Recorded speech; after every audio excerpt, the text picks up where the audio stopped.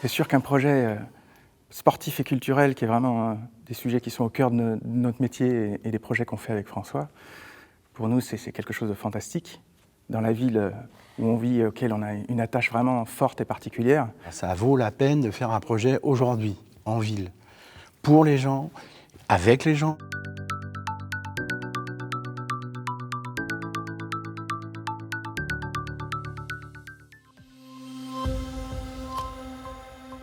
Le centre Georges Pompidou, que les Vincennoises et les Vincennois connaissent bien, puisqu'ils y viennent ici soit pour des activités culturelles, soit pour des activités sportives, présente un certain nombre de limites, notamment dans les usages. Sur la partie sportive, elle est limitée parce que nous sommes dans un bâtiment qui est semi-enterré et donc on ne peut pas aller au-delà de 100 personnes sur la partie sportive. Sur la partie culturelle, c'est un bâtiment qui a effectivement aussi vieilli, puisque c'est les années 70-80, c'est assez marqué et en fait on a une salle de spectacle qui ne correspond absolument plus aux usages actuels, mais on est limité par l'usage de cette salle parce que nous avons des gradins qui sont fixes, nous avons des fauteuils qui datent un peu, tout le monde connaît les fameux fauteuils orange de Pompidou, et puis parce que nous avons une scène qui finalement, en proportion de la salle, est toute petite et nous interdit de faire un certain nombre de spectacles que nous voudrions faire aujourd'hui dans des normes correctes par rapport aux années 2020. Dans ce bâtiment, effectivement, on a des problèmes d'étanchéité, c'est un bâtiment qui date des années 75, donc aujourd'hui on a un certain nombre de fuites, à la fois dans la partie culturelle et aussi dans la partie sportive, donc ça nous amène à nous questionner sur ce qu'on veut faire des espaces qui sont en toiture,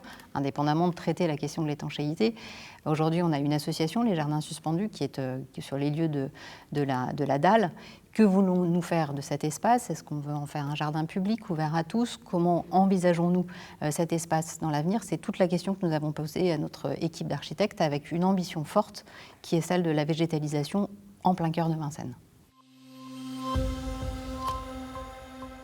Une volonté claire et affichée et assumée de porter notre ambition culturelle, notre ambition sportive avec des événements diversifiés, de qualité et qui nous permettent de créer un lieu de partage pour tous les Vincennois et toutes les Vincennoises puisqu'on est en plein centre-ville et que des espaces comme cela à Vincennes, on n'en a pas beaucoup.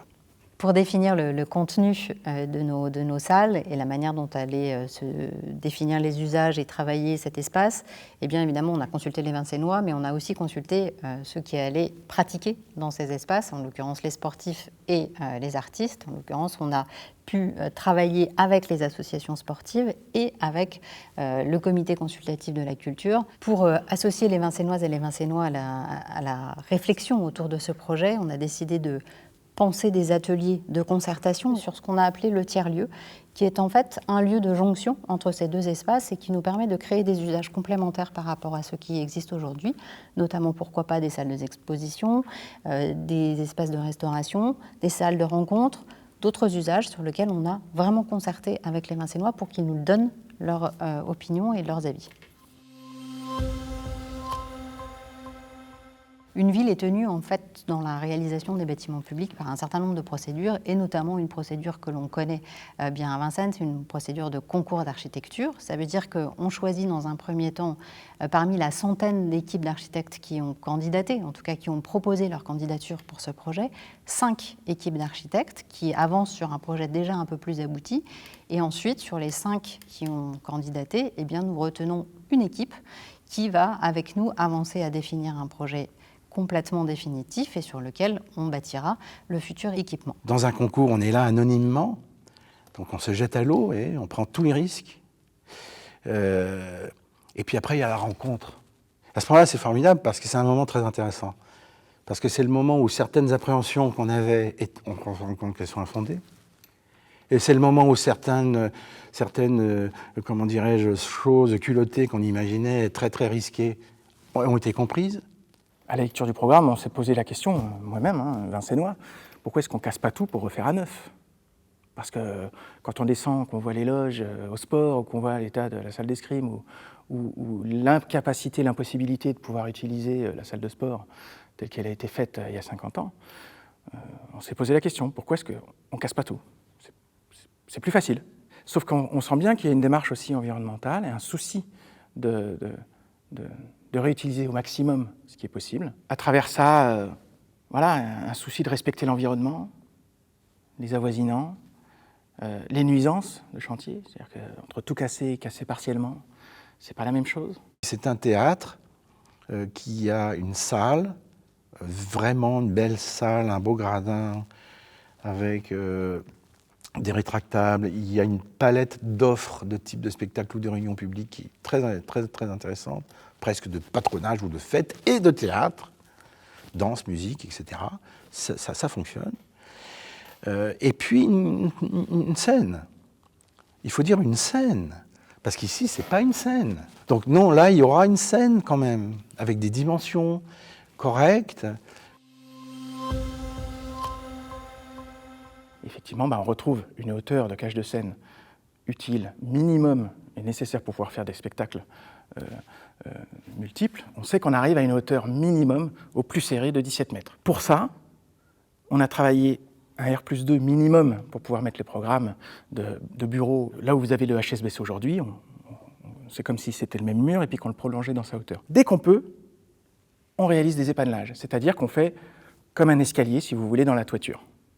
Et ça permet, dès qu'on peut, qu'on monte en fonction des besoins techniques de la salle, eh bien, on recule et on met en distance les façades des logements. Ce qui fait qu'à l'endroit le plus contraignant, qui est la cage de scène, donc sur la largeur qu'on a réduit à une quinzaine de mètres, c'est-à-dire que même dans la forme de la toiture, dès qu'on peut partir en biais pour trouver un biais, on trouve un biais pour réduire l'étendue de la façade côté de ces logements-là ouest. On est à 15 mètres, on arrive à mettre en distance à 25 mètres, la partie la plus contraignante de la cage de scène à 17 mètres, à 25 mètres des façades des logements. De la même manière, si vous regardez le plan de toiture, vous allez voir les épandelages qui se retournent côté rue de Fontenay sur des biais. Ces biais-là permettent aussi au soleil, dans la course du soleil, de laisser passer le soleil le plus longtemps possible.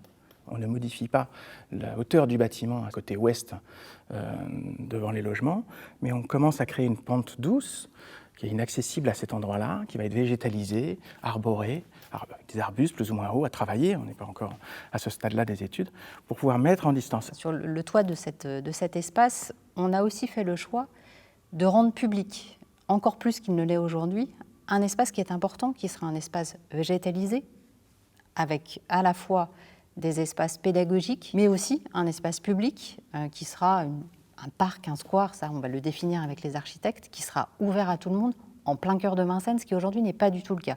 Nous sommes tous en recherche de nature et cet espace-là sera un espace unique en plein cœur de Vincennes, avec une dimension de partage, d'accueil, de transmission. Quand on est là et qu'on a la chance de pouvoir refaire un projet restructuré, refait à neuf, forcément, on se dit qu'il faut qu'on arrive à mettre un peu en distance les gens, entre les habitants, le calme, et puis l'usage qu'il pourra y avoir de ce nouveau parc, de ce nouveau jardin. On a des planchers, on a des dalles de toiture sur lesquelles on a mis d'office 60 cm de terre.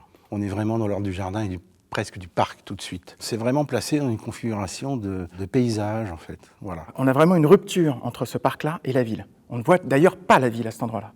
Et là, on a senti, alors qu'on doit refaire toute la toiture, puisqu'elle a des problèmes d'étanchéité, de vieillissement, on a senti qu'il y avait un enjeu à retrouver une pente douce, une continuité de parc, depuis ce point-là, depuis le pied du bâtiment, jusqu'à la limite, à la façade de la rue de Fontenay.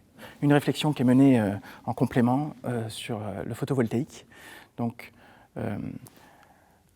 là, une implantation évidemment au plus haut, pour qu'il n'y ait aucune gêne pour les habitants. Et là, on a une disposition de toiture-terrasse qui nous permet, en complément de la géothermie, d'apporter de nouveau des compléments énergétiques. Donc le projet, on l'a fait avec ce souci constant non pas d'un équilibre ou d'une harmonie, mais d'une juste réponse volumétrique à la situation et également d'une juste répartition de la vie du bâtiment pour faire en sorte que cette vie, qui est souhaitable, parce que tant qu'à faire quelque chose, que ça vive, oui, que cette vie ne vienne pas perturber de manière exagérée l'espèce de calme qu'il y a déjà là.